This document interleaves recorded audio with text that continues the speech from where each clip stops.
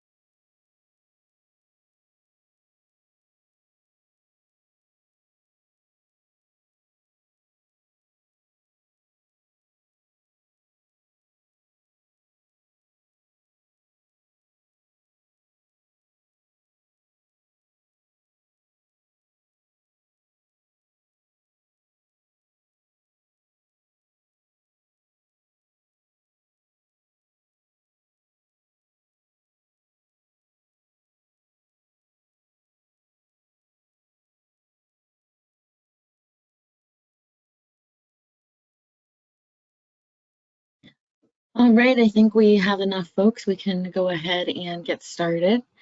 Welcome, welcome. Thank you all for joining us today for the UFS webinar.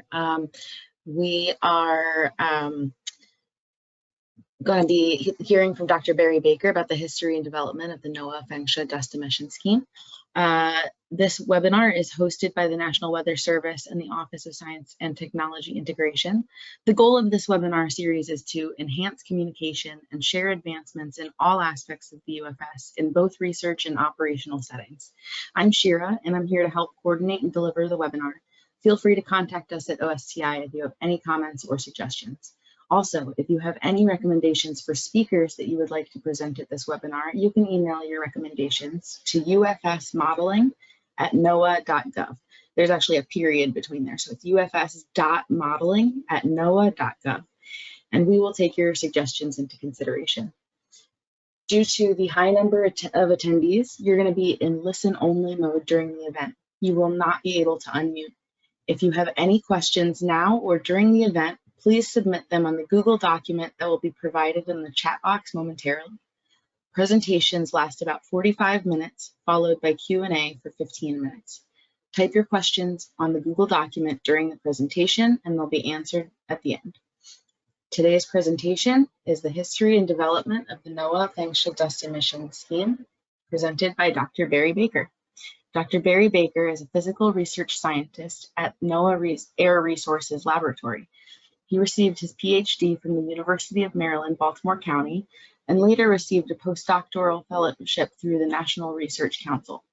He is also now on the Global Steering Committee for the WMO Sand and Dust Storm Group.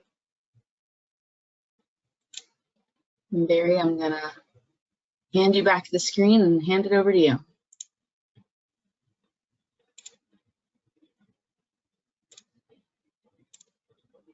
Okay, everyone can see my screen? Not yet. Ah, here it is.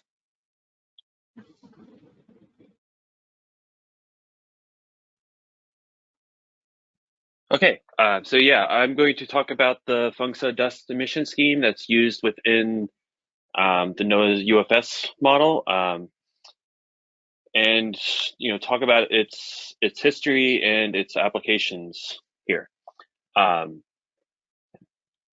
So just to give a quick outline, I'll give a brief history, talk about the description, and then implementations into the UFS. And this includes some developments from AI-based inputs and different applications here. So the FENGSHA dust emission scheme was originally developed by Daniel Tong here at Air Resources Laboratory, and it became the first operational product to include dust at NOAA in 2012. This was then adapted for the current operational version of GEFS in 2020. So this is now an inline code at this point. And then for the next implementation of NAQFC, we included all of those advancements that we did for GEFS aerosols and brought them back down to the regional scale. And now this has been included into the joint NOAA and NASA go-kart scheme that is known as UFS aerosols. But it's also spread to all other parts of the UFS, including the online CMAC or the AQM component, and the rapid refresh forecast system with smoke and dust. And recently there's been some movement to create a more unified chemistry within the UFS called CATChem.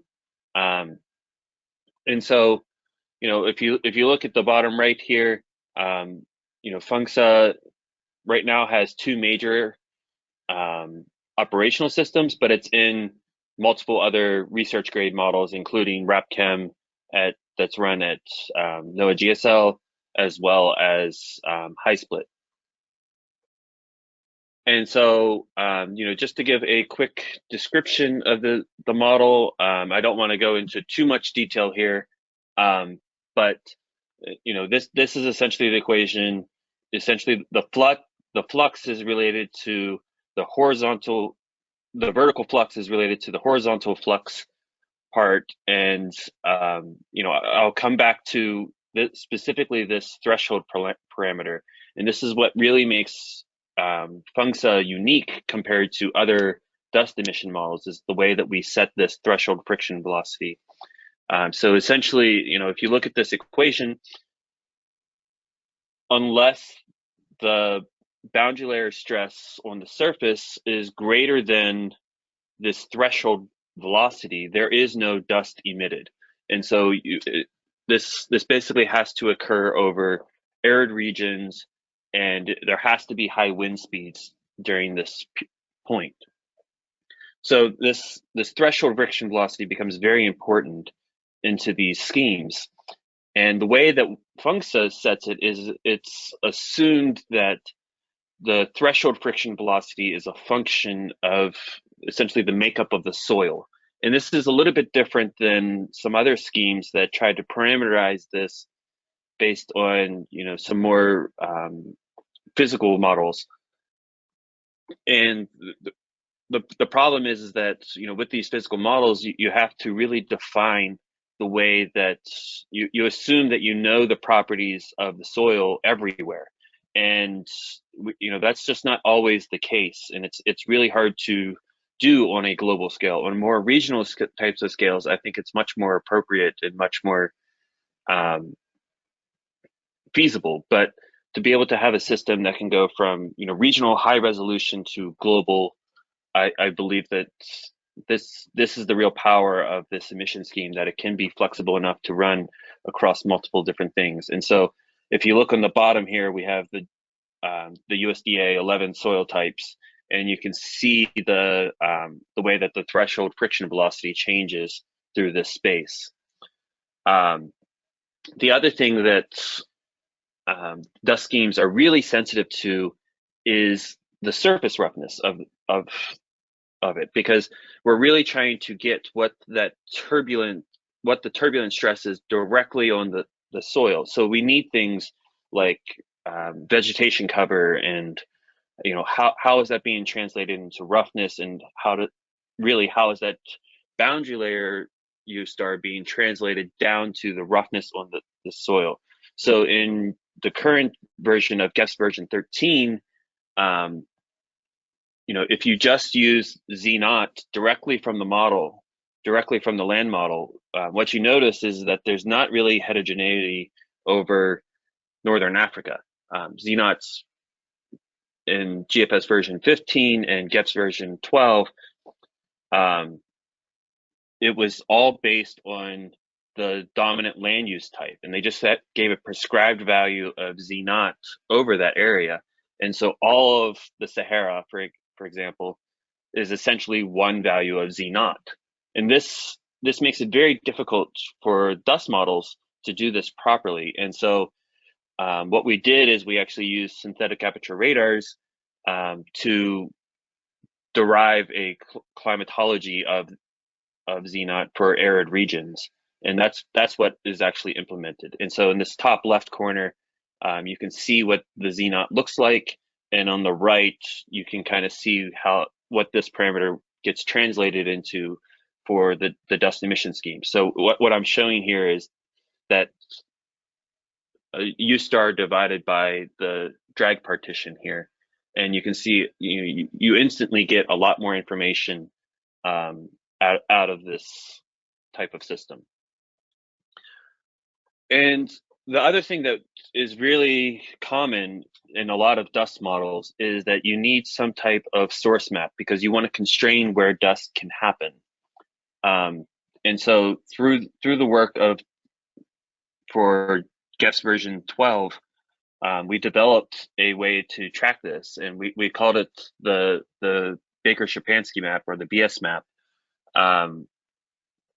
And this was a new way to do it that's basically based on the normalized albedo, or really rather the 1 minus the albedo, which is the shadow, right? So the idea was taken from a Chappell and Webb 2016 paper, where we looked at their methodology on the way they were doing that, and we basically take the inverse of the normalized shadow. And this gives us a new way to track erodibility potential across the globe. And so we can use this satellite data to be able to derive things about our land surface processes. And just comparing to other types of products that are out there. So this is comparing to the Perigili-Zender map that uses ideas of geomorphology, essentially, the slope of the terrain in arid regions, combining that with climatology of vegetation cover and surface reflectance, and having one based almost solely on the albedo products. And so, on the top left is our version, and on the bottom right is the Perigili-Zender version. And what you can see is that you can see really a lot more spatial heterogeneity in ours, is particularly along the southern coast of Africa, but also through the Sahara, where we're picking up the sand seas, and we're picking up the higher areas like the Bedeli Depression in Chad, and some other areas like that. But since we're now able to do this across the lifetime using MODIS, for example, we can really track these things in time. And so, there's a lot of lines on this top left plot here, but what I really want to draw you to is this purple line. So what we're looking at here is essentially the deviation of the erodibility from the climatology, or the anomaly, if you will. And so what you can see is over Australia, what we were seeing is, essentially it was becoming more and more dry. And then 2010, 2011, you see this massive drop in erodibility. And this basically lines up directly with the observations. And if you look, Lake Eyre in Australia is the largest dust source. It goes through decadal flooding events. And so what you can see is that, in 2009, you have a dry lake bed, and in 2011, it's flooded. And so it went through a flooding event that's very evident in the erodibility potential. And so it gives us a lot of confidence that this is working. And then, it dries up, and that's also reflected in this. So essentially, using this method, we can track not just new dust sources, but emerging dust sources, or, dust sources that are becoming vegetated, or floods, or, dynamic responses. And, the other thing is that we want to make sure that this also reflects what we know as of in dust records. So using surface observations, if we plot the anomaly of the dust frequency from the surface observations, it also tracks really well with this. So this is using the improved network across the United States to track the dust record. And what we're noticing is that, this erodibility potential that we've created can really be a proxy for the dust record itself. And so, just another way to look at this is we can look at the erodibility through time across different regions. So in this, I'm representing these as the climate warming stripes to be able to basically look at the erodibility anomaly through time. And we have the Western North America, the Sahara, and Southern Africa.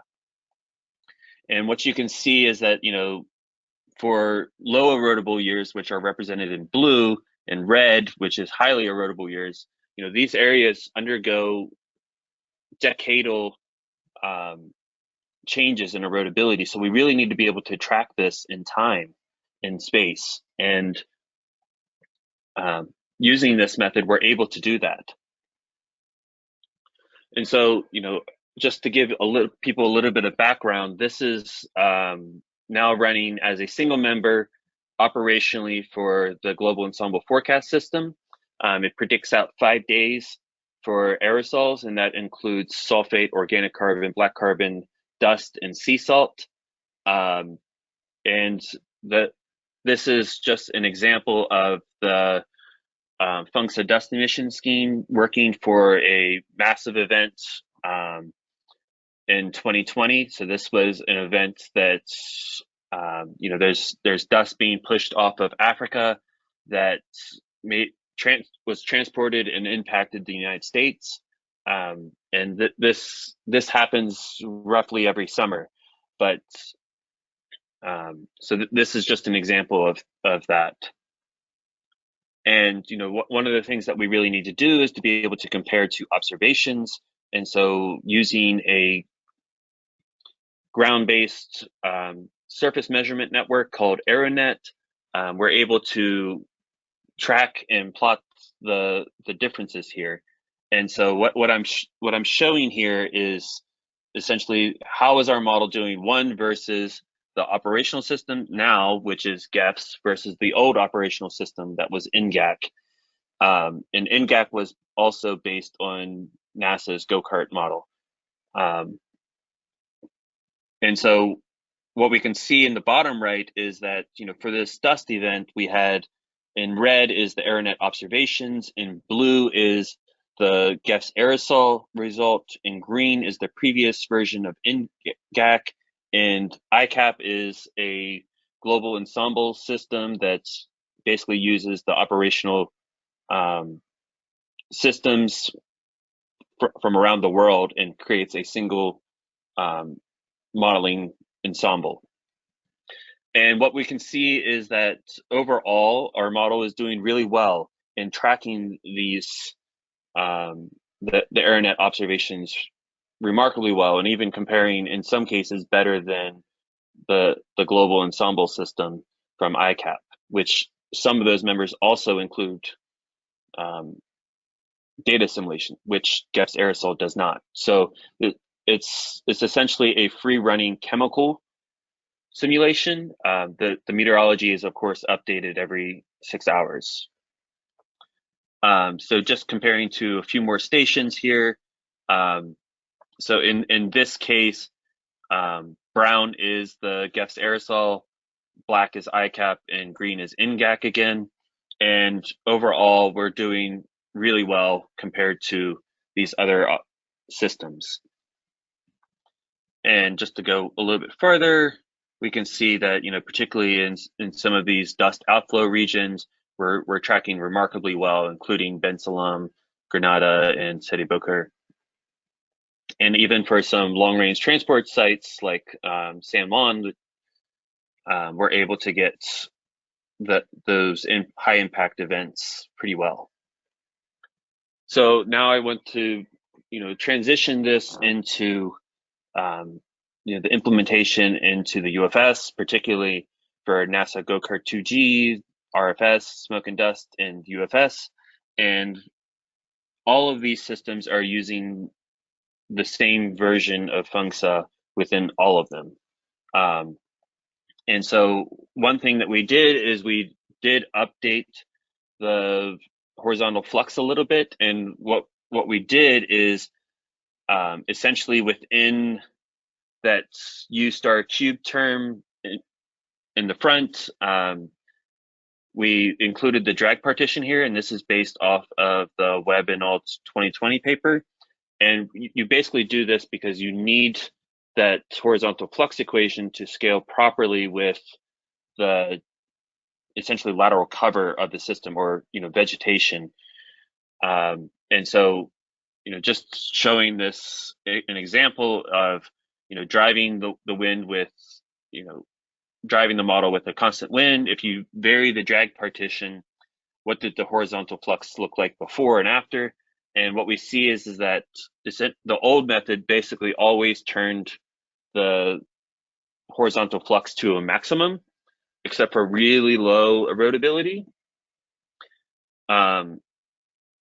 But if we include that drag partition into this front term, then you get a lot more scaling with erodibility. And that makes sense. That the more bare the surface, the more turbulent stress is going to impact the surface directly. And so you would expect a higher flux there. So physically, it makes sense, and it makes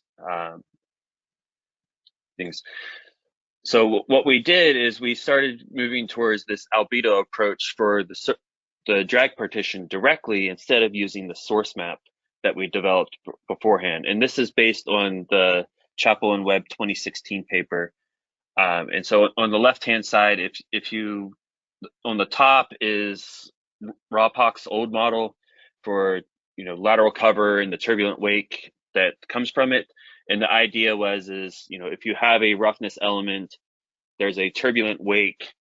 And you drive a wind across it, there's a turbulent wake behind it that essentially there's no stress, because you're essentially blocking the wind from that surface. So the idea is well, instead of looking at a 2D surface, let's make this a 3-dimensional surface, and that shadow which the albedo is essentially a product of the reflectance, or how bright a surface is. So that if you take the shadow, or 1 minus the albedo, that then has some relation with how the turbulence is interacting with those roughness elements. The next thing that we did is we've created a data-driven threshold friction velocity using known point sources for dust. So in this top left plot, we went back through the literature and grabbed all of these dust point sources through time to be able to really figure out if we have dust at these points or not. And so what we do is we take these observations, we match it up with the soil properties that are there. So in this case, we used Soil Grids version 2 for the soil properties, and that includes things like bulk density, clay, sand, and silt content, organic carbon, the cation exchange capacity, the pH of the soil, what the coarse fragments are, things like that. And then we take, the reanalysis. In this case, we used the ER5 reanalysis simply because it was easy to grab at the time. And then we calculate the threshold friction velocity we calculate what that dry threshold friction velocity would be. And then we basically match this up with the soil properties. So what we do is we create this machine learning model that predicts the threshold friction velocity solely based on the soil type or the soil characteristics. And what we can do then is create a global map of what this dry threshold friction velocity is based on observations. And so in this case, it's using the Soil Grids version 2. And what you can see is you see a lot of spatial heterogeneity, particularly over like the United States and Northern Africa. But the good thing is that the way that we process the model, you can do this for different types of or different soil products. And so for instance, we can use the BNU soil data set that's derived from the Harmonized World Soil Data Set from the FAO. And we can come up with a different version of this product. And just to note, it does seem a little bit more blocky, but this is based on the data itself. And the Harmonized World Soil Data Set, where there is higher resolution information, we have higher resolution, but some of those things we just don't have the information there. So like, for instance, over Northern Africa, it's very blocky. But that's okay. It covers the major sources there. So just to give a little bit more comparison, looking across the United States, you can see that, in Nebraska, for instance, they both see decreases in this dry threshold friction velocity, and then you see increases, for instance, in the Chihuahua Desert where it's really bare. And you can see the same thing over in Northern Africa. And what we have to remember is that within this equation, this dry threshold friction velocity, or U star T, is the dry threshold friction velocity times a soil moisture correction term divided by the drag partition that's out in front here. And so this basically, translate that into what U star would be. And so we have to look at that ratio between the dry threshold friction velocity and the drag partition to really get what the effective threshold friction velocity is. And if you plug that in, what you notice is that the resulting map is somewhat similar. For instance, going through the Great Sand Seas, you see decreases, but you can also see things like the Bedelli Depression starting to come up, where if you just looked at the dry threshold friction velocity, you would actually see that increases, mainly due to larger coarse fragments being dominant there rather than the smaller silt and clay. compositions. So, being able to look across the United States and across Asia, we can see that, they're seeing similar patterns throughout this. And so it gives us a lot of confidence. So now on to the UFS. So, everyone here is familiar with the UFS. I'm not going to go into great detail about that.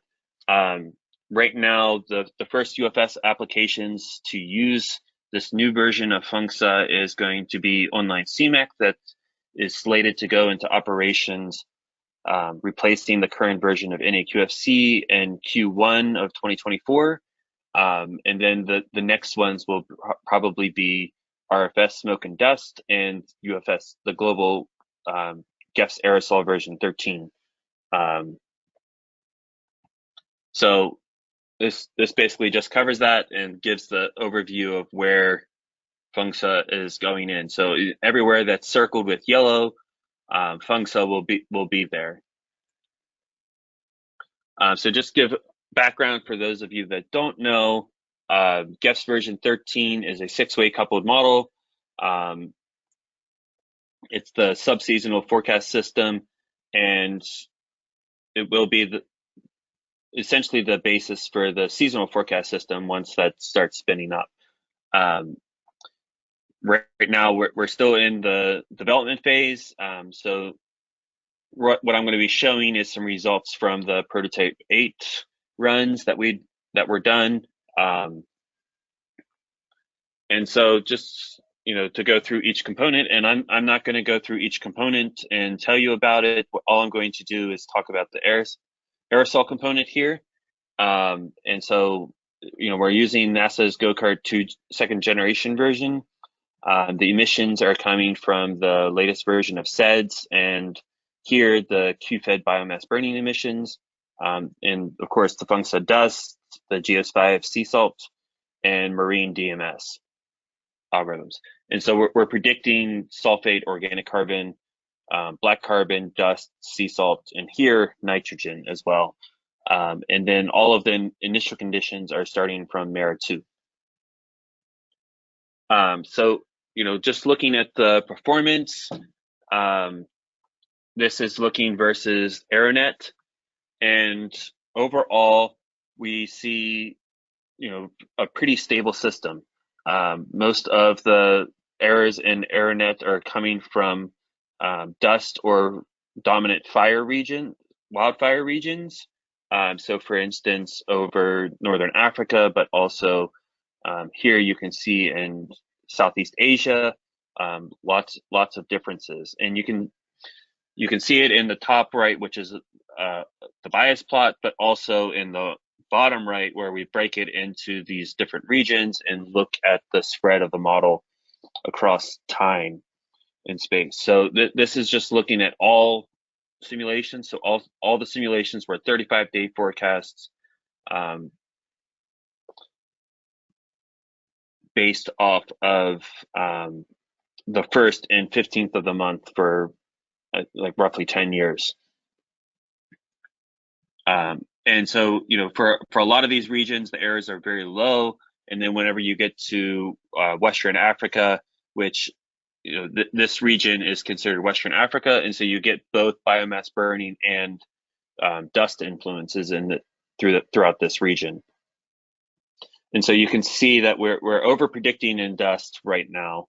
But this is across a 30 to 35-day forecast. So there's a lot of meteorological drift and things like that. So what we want to do is be able to look at this across time.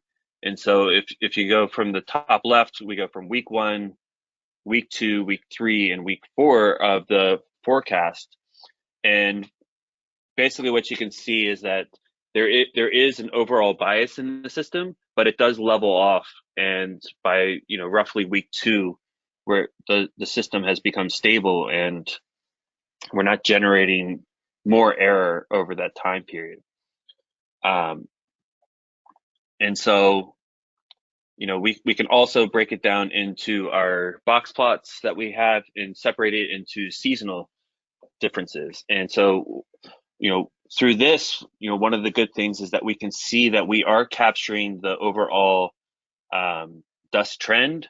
So, for instance, if you take this line here, this is the Saharan dust. You can see in December, January, and February where there's overall lower dust during that period, and this is true from observations as well. And then it starts picking up in March, April, May, and June, July, and August are the highest dust months, and then it starts calming back down. And so the good thing is that the system is able to capture this essentially seasonal forecast cycle of dust. Overall, AOD, excuse me,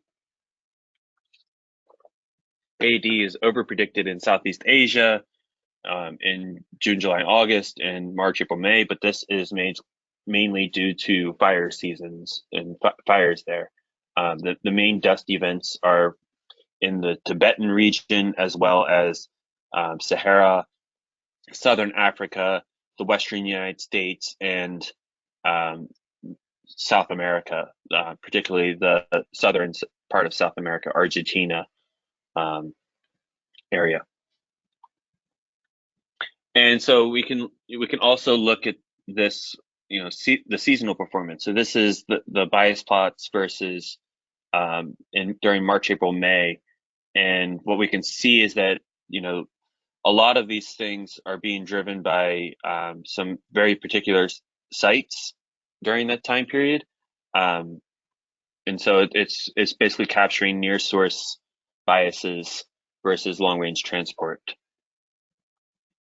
And looking at June, July, August, we see that this actually goes down. A lot of the biases go down, and we're able to do a pretty good job. And so, we're really confident that this system is working well and is able to be used in a 35-day forecast. Looking at September, October, and November, you can see that all the biases are decreasing, and overall the system is again stable. And then we can also compare to MERA 2. And what we notice is that if you look at the Taylor plot down here, we do have more variability in the system, but overall the correlations are greater than 0.9 globally for this. And so overall, we're doing really well versus reanalysis products out there. We do have a little bit of an overall bias over Northern Africa and an underprediction compared to MERA 2 over the Taklamakan Desert in Western China. What I will say is that if you look at other reanalysis products, for instance, the CAMS reanalysis product, we do not, the bias over the Taklamakan, for instance, is not as drastic. We compare much better with the CAMS reanalysis than we do with MERA 2 over that region. And, we can look at this versus MERA 2. So in here, blue is the P8 simulations, and in pink is the MERA 2. And overall, we see the same trends that MERA 2 does. And overall, we do see a little bit over bias, which is we saw with the AeroNet observations as well. And just to note that MERA 2 does assimilate the AeroNet observations as well. So it's good that we see the same thing, actually, because we should see the same thing. So this is just the final overview of this system, and this is ongoing development in the UFS, and I'm really excited to continue this research. Thanks.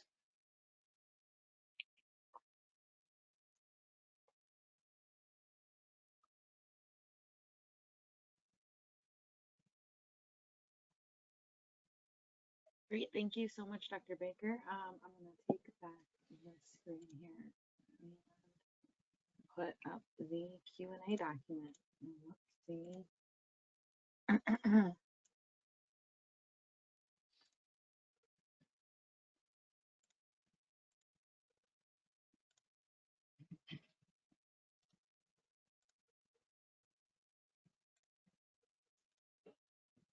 We actually don't have any questions entered into the Q&A document here. So if you have questions, go ahead and enter them in here now, and we can answer them live for you.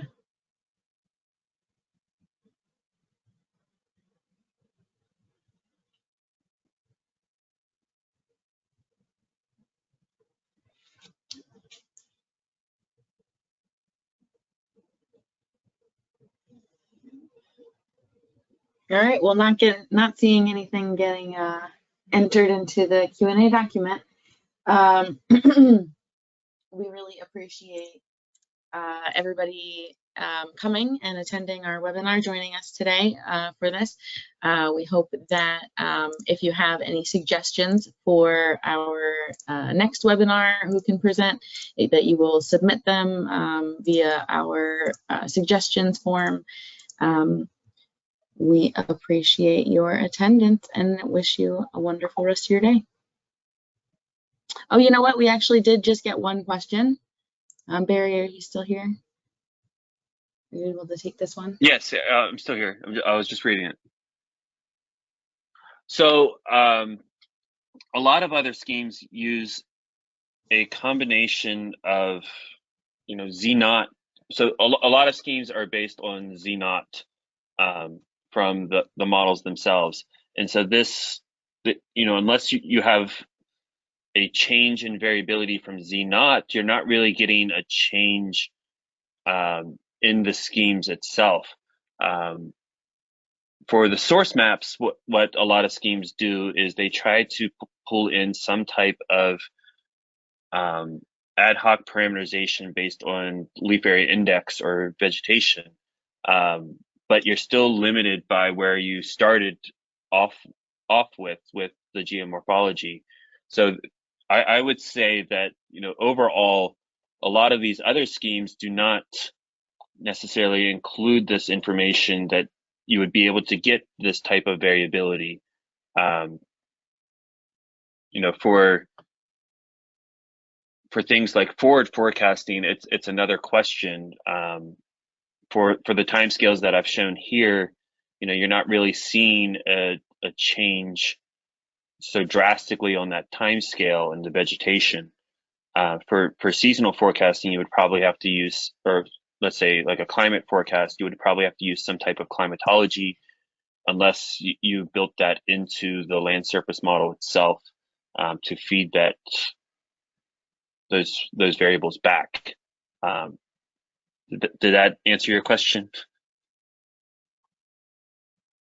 Okay.